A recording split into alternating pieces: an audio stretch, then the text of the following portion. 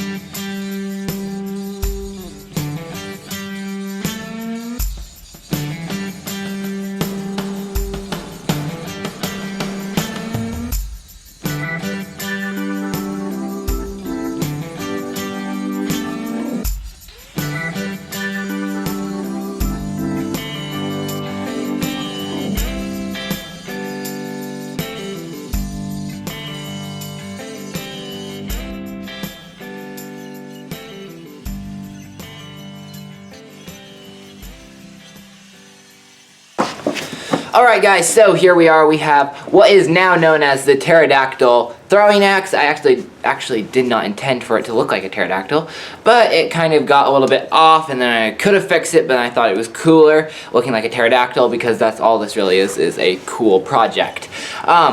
So anyways, we got it all cut out like I want it. Now we're going to do some beveling on it. we're gonna do just real shallow sharp bevels on this one. Not gonna go too deep because it's not meant to have an edge, it's just meant to have a point in the edge. Just helps it to sink in deeper. All right, so that's what we got here. Don't know if that's the proper way to make a throwing axe because I don't know a whole lot about throwing axes, but I do know that I can use this one effectively. So let's get started on beveling.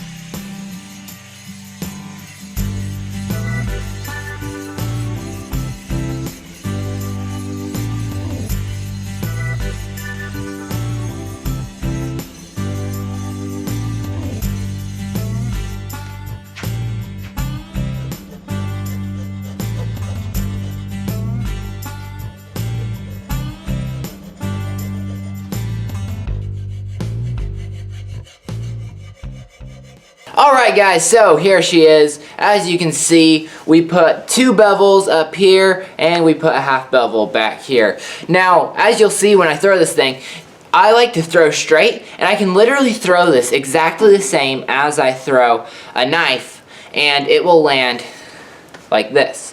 So it's always coming in like this if I throw like my usual 3-yard straight throw.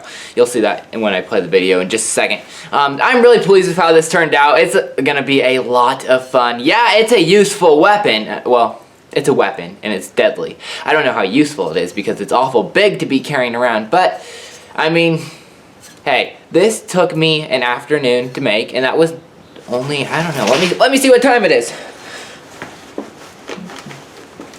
Here we are. It is 4:48. I started just before 3. Or no, it was maybe 2. So, I don't know.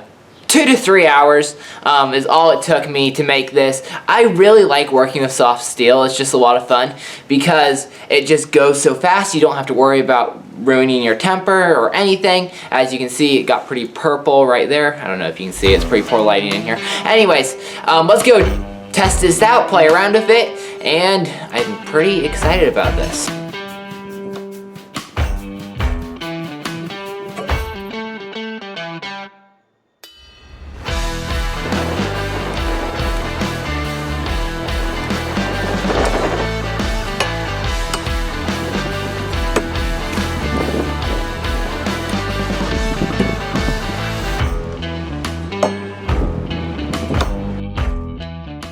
Alright guys, I am very pleased with this thing. When I was getting started, I kind of threw some wonky throws, and so it kind of landed bent, and it actually bent the tip a couple of times, but it was okay. I was able to straighten out with pliers.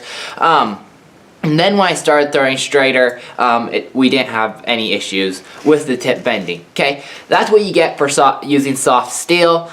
This is like, it's under a 1/4 inch soft steel. So if you had like a 1/2 inch soft steel, that would be perfect. If you had high carbon steel, a 1/4 inch, well, not high carbon steel, but like medium carbon steel. That would be absolutely perfect. That would be so much fun. But, you know, beggars can't be choosers. It was an old grain bin door. Very pleased with how this turned out.